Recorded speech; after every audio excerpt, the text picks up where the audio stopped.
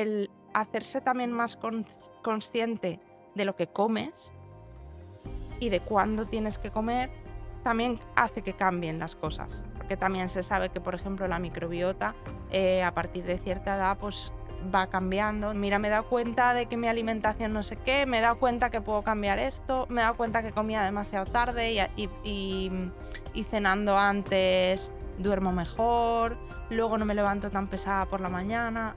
Porque también una de las cosas que queremos saber con este estudio es qué podemos hacer o qué podemos sugerir para que sí que se pueda hacer esa intervención, para que sí que pueda haber pequeños cambios. Hola a todos y a todas, bienvenidos al episodio número 14 del podcast de Abnada, Hablemos de TDAH, creado para dar voz y divulgar el trastorno por déficit de atención e hiperactividad, conocido como el TDAH.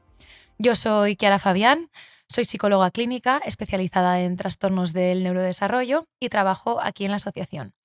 El podcast del episodio de hoy es un poco peculiar, sé que mucha gente no se lo espera, porque tenemos una invitada llamada Marta Arroyo, que ella es investigadora y trabaja un poco en la relación entre el TDAH y los ciclos circadianos y el ayuno intermitente y todos estos temas que ella ahora explicará mucho mejor que yo, pero sé que a mucha gente va a decir, ¿pero hay relación entre estas cosas?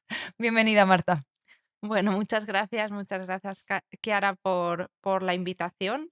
Y bueno, yo trabajo en el CSIC, en el Instituto de Agroquímica y Tecnología de los Alimentos, que está aquí en Valencia, y en el laboratorio, en el Gut Biotox, hacemos un proyecto que es muy bonito en colaboración con la doctora Mari Carmen Zenit, que ahora está en Granada, que se llama el Chrononutri Biome. En ese proyecto, la idea es investigar si el ayuno circadiano, si comer a las horas donde hay luz y no comer durante las horas de oscuridad, puede facilitar un poco el manejo de la sintomatología a veces que presentan las personas con TDAH. El proyecto lo hacemos con personas adultas y bueno, pues investigamos ahí un montón de parámetros y la bioquímica, hay muchas cosas que son interesantes para nosotros, para entender un poquito más también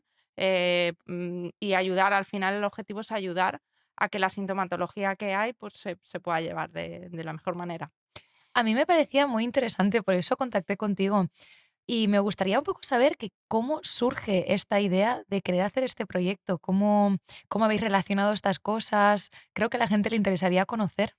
Bueno, pues el tema de la cronodisrupción que se llama, que es pues que los ritmos biológicos de ciclos de luz, oscuridad, cuando nos levantamos, cuando nos acostamos, se sabe desde hace muchos años que están alterados en personas que tienen problemas de neurodesarrollo.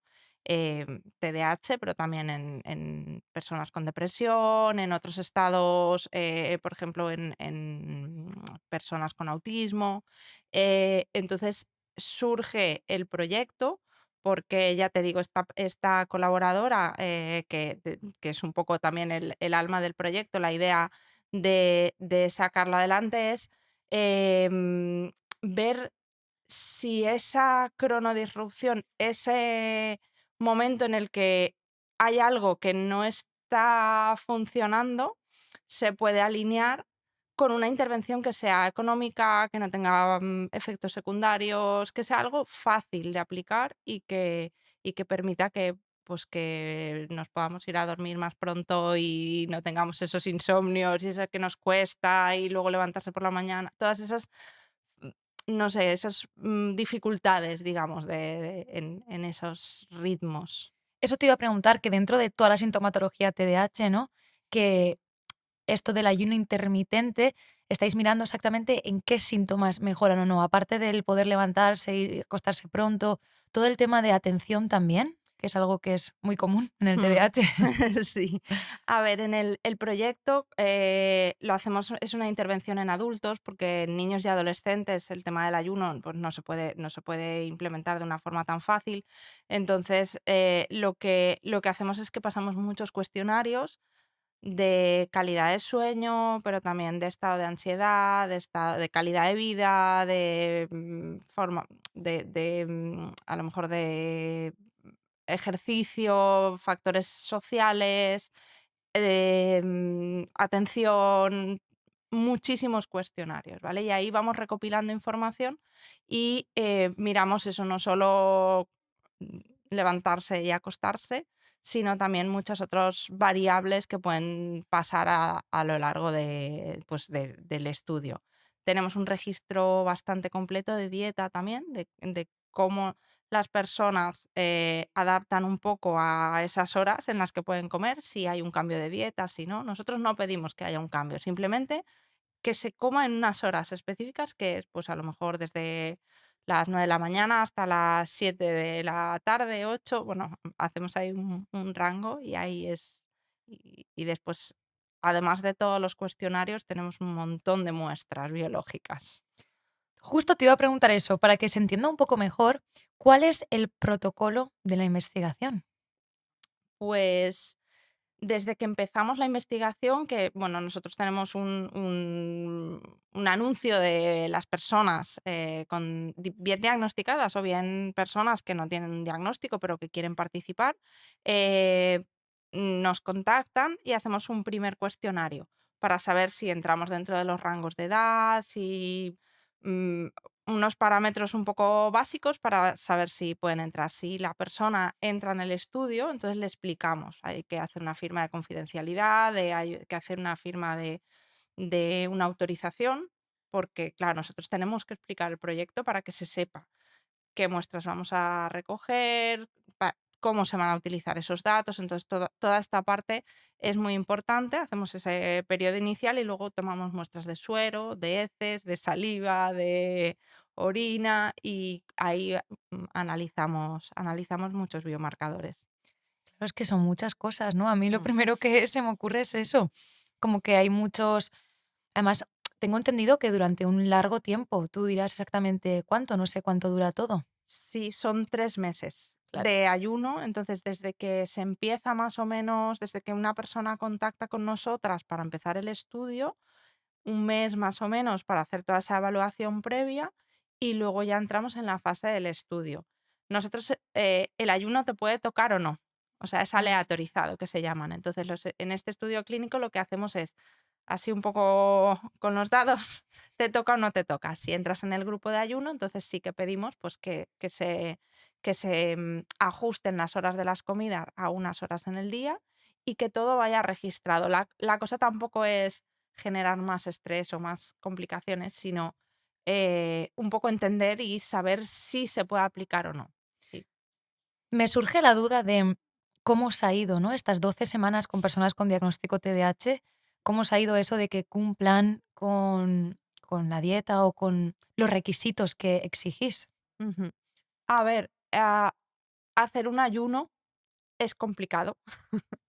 Y tiene mucho que ver con el ritmo que llevamos también, no, pues, si tienes familia, si tienes niños, si salen tarde de las extraescolares, pues, a veces no te da. Y todas esas cosas, pues, también a a mí me parecen interesantes, porque también nos dicen un poco que bueno, que hay un trastorno por déficit de atención, hiperactividad, pero a lo mejor la sociedad no lo hace tan fácil para que se pueda gestionar de una forma más llevadera, más suave, más amable, ¿no? Y en la etapa esta del ayuno sí que es verdad que hay personas que nos escriben diciendo pues que les cuesta o que no pueden o que se agobian demasiado porque tienen que hacer esos registros y tal, y entonces ahí paramos o le decimos: "Bueno, pues si no puedes seguirlo, tú lo anotas en la libreta y nos lo dices y ya está". Luego todo eso lo tenemos en cuenta. Vale, o sea, todo eso contabais con ello, sabíais que todo eso podía pasar, ¿no? Sí. Y dentro de, me gustaría un poco, sé que aún no habéis terminado, pero un poco, ¿qué hipótesis tenéis con este tema?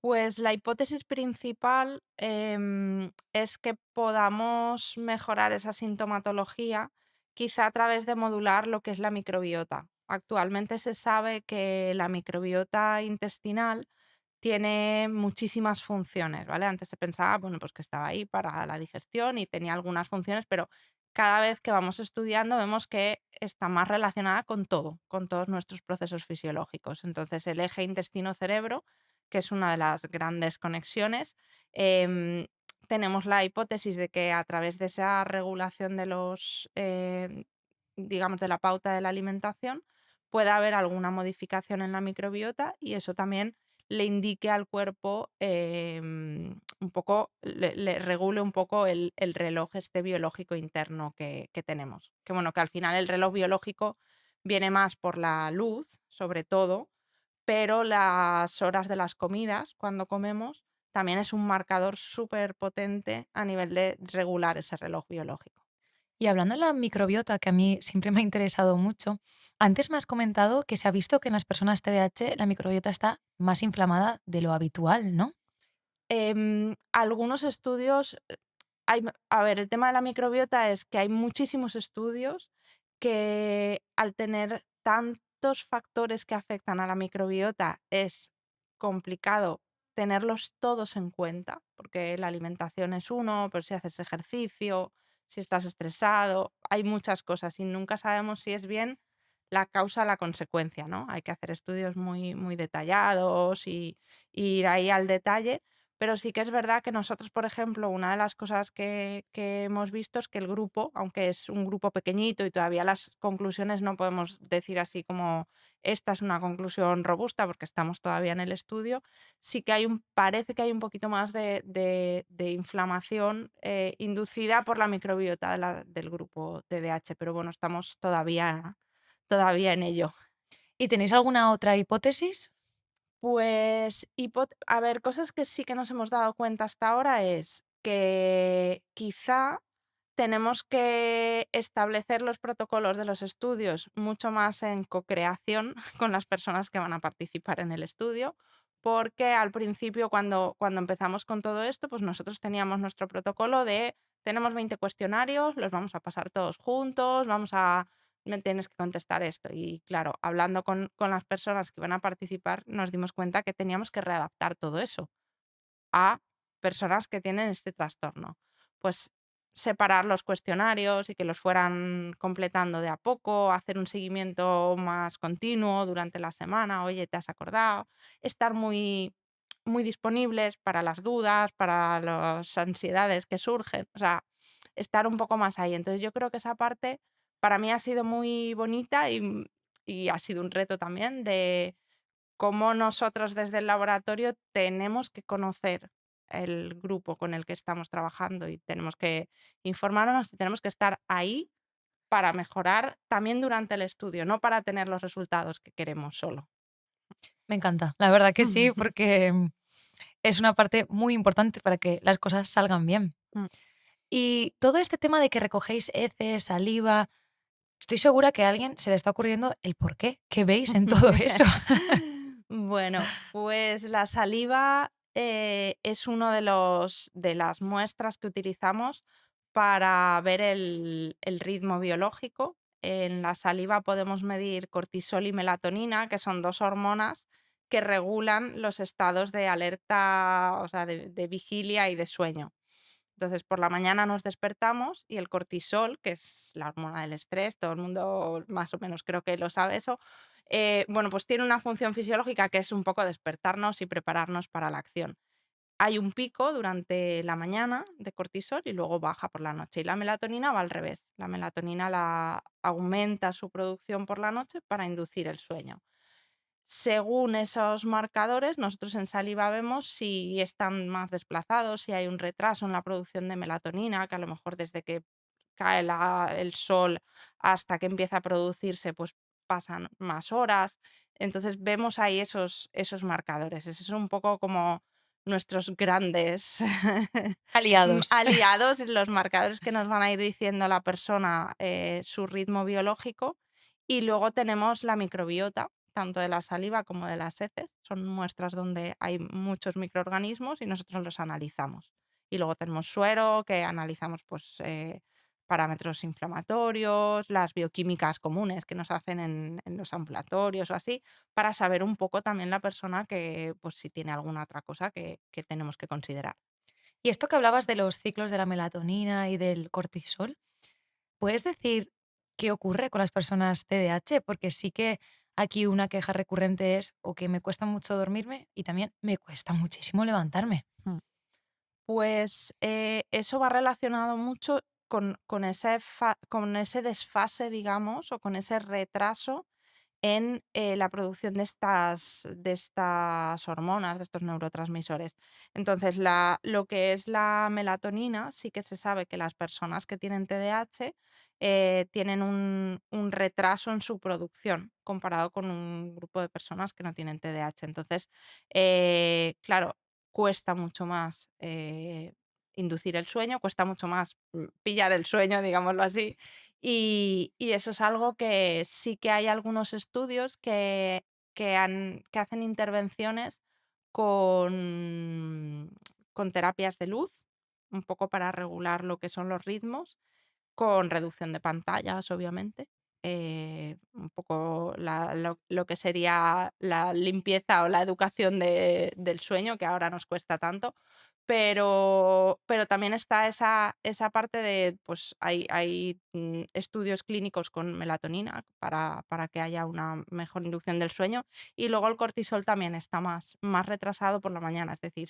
nos despertamos por la mañana, pero hasta que empieza a funcionar la máquina, pues cuesta mucho más. Y como no has podido dormir bien porque te has dormido tarde y tal, pues ya todo el día va con somnolencia y con falta, pues eso, empeorando los síntomas un poco.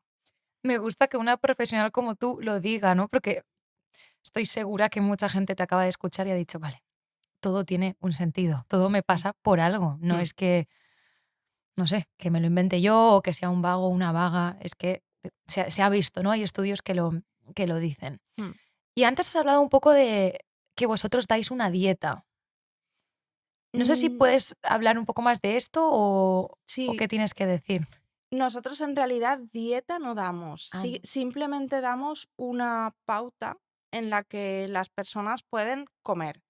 Es decir, intentamos hacer al principio intentábamos hacer un ayuno de 14 horas sin comer nada y 10 horas en las que sí que se puede comer. Luego nos dimos cuenta que era como demasiado, ¿m? Y lo ajustamos a 12-12, sí. También por el tema de la medicación, eso es una cosa que aprendimos, bueno, que yo aprendí, que las personas que toman medicación para TDAH, por la mañana tienen que levantarse, tomar la medicación habiendo comido algo, y luego no tienen hambre en todo el día, y les cuesta un poco como mantener las rutinas, ¿no? De alimentación y tal.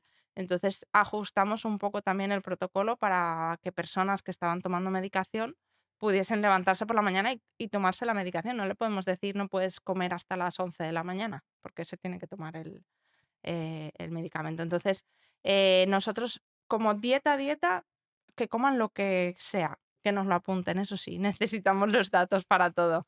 Tiene que estar todo registrado, pero, lo único que decimos es: "Come en estas horas y en estas no comas nada". Y pueden comer lo que quieran en esas horas. Sí. Eso no influye a los resultados ni a vuestro estudio. Nos va a influir muchísimo a los resultados, pero nuestra idea no era generar una dieta, porque eso es más costoso. Entonces, cambiar un poco la forma que tienes de alimentarte, las cosas que te gustan, eso cuesta mucho más. Sería como otro estudio aparte. Queríamos saber si simplemente con una intervención tan sencilla como solo comer en unas horas durante el día podía realmente afectar a toda esta sintomatología, porque sería como algo que se puede decir en consulta como una recomendación para mejorar la sintomatología.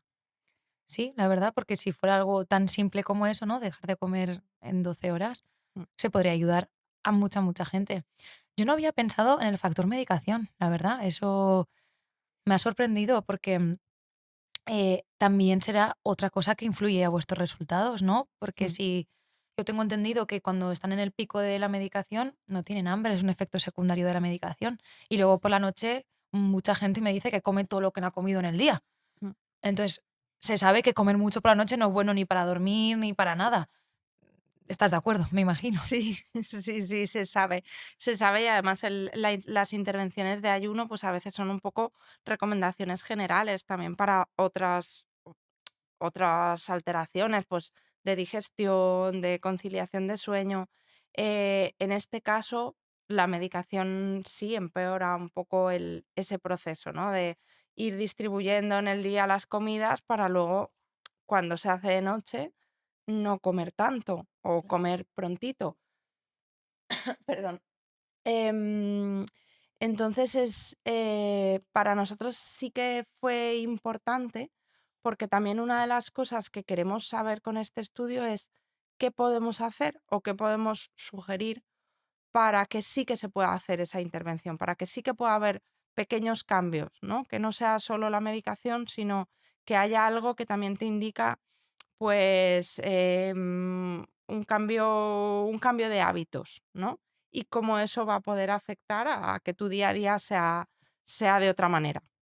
Entonces, yo creo que el hacerse también más consciente de lo que comes y de cuándo tienes que comer, también hace que cambien las cosas. Ya no es solo la dieta o sea, los alimentos en sí, sino todo ese proceso que va asociado a preparar la comida, a saber que hasta cierto momento no vas a poder comer y después sí, es así. Un poco también hacerse más consciente de eso. Coger ese hábito, Mm, claro. Y me has comentado antes que la muestra es pequeñita, no son muchos adultos. mm. ¿Tenéis pensados que, o sea, seguir recogiendo? Queréis que se unan, ¿no? Más adultos también, o sea, no ha terminado. Lo digo por si alguien nos está escuchando y quiere unirse, le interesa.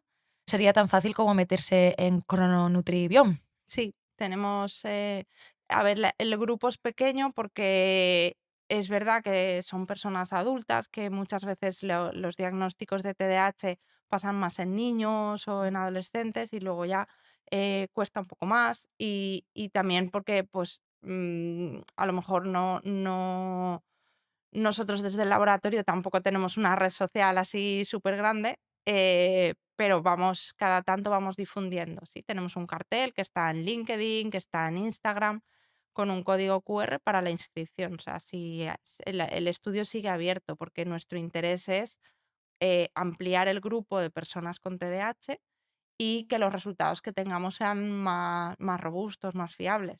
Claro. Mm. Y aparte de que uno de los criterios de exclusión será menores de 18, no. Pero aparte hay algún otro para quien nos escuche que diga, vale, yo no entro ya o yo sí entro. Pues tenemos, menores de 18 y mayores de 65, porque también se sabe que, por ejemplo, la microbiota, a partir de cierta edad, pues, va cambiando. Entonces, para no tener ya tantas variables, tenemos ese grupo de edad de personas adultas. Y luego sí que tenemos que no haya alguna otra patología además, ¿no? Porque si no, eso sí que nos alteraría bastante. Entonces, en los primeros cuestionarios que hacemos, pues sí, preguntamos de todo y ahí ya evaluamos. También una cosa importante es que cuando se hacen intervenciones de ayuno, hacemos lo que se llama el CAR, el registro de riesgo de conducta alimentaria. Entonces, en el momento que hay una posibilidad de trastorno de conducta alimentaria, incluso si no existe nada, pero podría ser, nosotros tenemos varios cuestionarios para esto evaluarlo y ya no intervenimos con el ayuno. Las personas pueden participar, pero no entrando en ayuno porque sería un factor de riesgo a lo mejor. Justo mientras lo decías lo pensaba, pero mira, hasta eso, ¿no? Lo tenéis ya cubierto. Pues qué interesante, yo sí que lanzo ese mensaje que si a alguien le interesa Ujú, meterse en este estudio, conocerse, como tú has dicho, que también son 3 meses de conocerse, de si eres capaz de hacerlo o no, cómo te va, esa rutina establecida de que tener que ir cada tanto al ambulatorio, ¿no? A sacarte sangre, heces. mm. Creo que, vamos, sería algo interesante para mucha gente. Pues ojalá, la verdad, consigáis estos resultados que queréis. Ojalá sea algo que en unos años se sepa que haciendo 12 horas de ayuno uno puede concentrarse mejor, dormir mejor, sería, vamos, un cambio para muchísima, muchísima gente. No sé qué feedback habéis recibido hasta ahora respecto a esto. Pues hemos recibido, en general, el feedback ha sido positivo. Mira, me he dado cuenta de que mi alimentación no sé qué, me he dado cuenta que puedo cambiar esto, me he dado cuenta que comía demasiado tarde y cenando antes duermo mejor, luego no me levanto tan pesada por la mañana. Esas cosas sí que las tenemos como mucho registro, ¿no? De como diarios y cosas y esa parte sí que la recibimos como positiva. También es verdad que hay personas que hay una parte negativa que es: "Esto me agobia, esto no lo puedo llevar". Si, veo que no llego a esas 12 horas que me estáis pidiendo de ayuno y entonces me daba estrés, entonces ahí ya vemos y decimos: "Bueno, pues nada, lo dejamos o vemos cómo gestionarlo". Mm. Y tú como investigadora, Marta, ¿tienes así como algún consejo para la gente que nos escuche? No sé, puede ser el consejo de lo mejor para la microbiota es comer en las horas de luz, comer poco por la noche. ¿Tienes algún otro consejo que quizás alguien no conozca?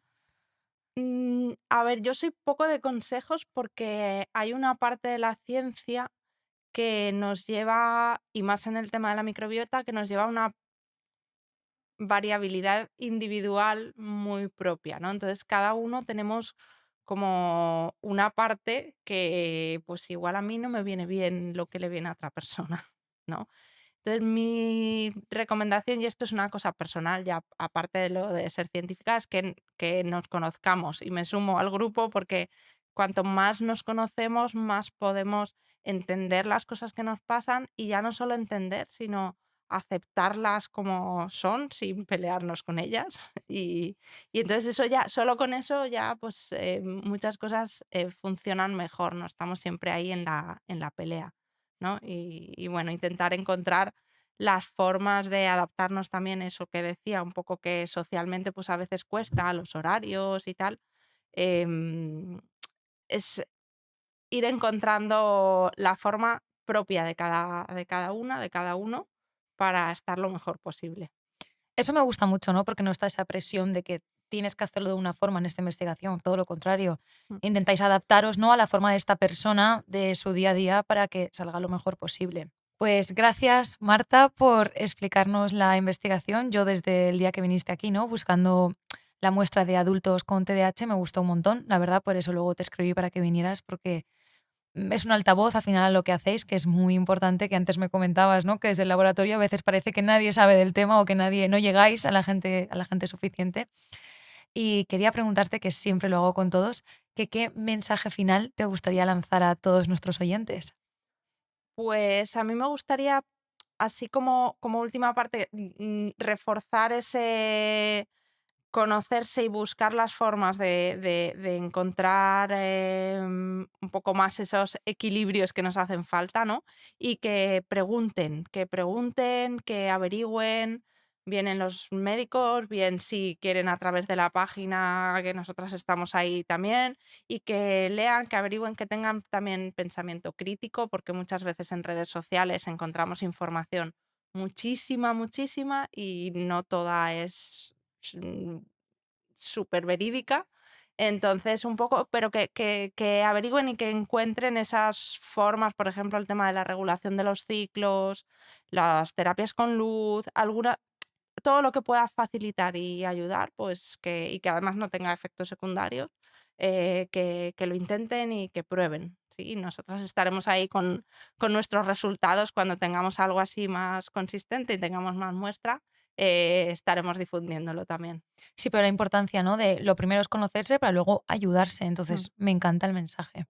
Y luego sé que tienes algunos agradecimientos, que eso es muy importante también. Sí, porque esta investigación y este trabajo se lleva a cabo pues desde el origen con la doctora Mari Carmen Zenit, que bueno, pues le agradezco muchísimo que podamos estar colaborando, y luego con el equipo de trabajo que lleva todo esto, Pilar, Bea, Silvia, Vanessa, bueno, en el laboratorio hay mucha gente, hasta Hernán también, que gente que ya no está, pero que es un poco, yo aquí pongo la voz, pero hay mucha gente detrás trabajando y haciendo que esto salga. Y nosotros colaboramos con el hospital de Doctor Peset, con el grupo de psiquiatría, también doctores, el doctor Raga y todos los médicos que hay allí y las enfermeras ayudándonos y facilitándonos todo. Así que, bueno, eso es mi agradecimiento. Y bueno, y la financiación del ministerio, obviamente, que nos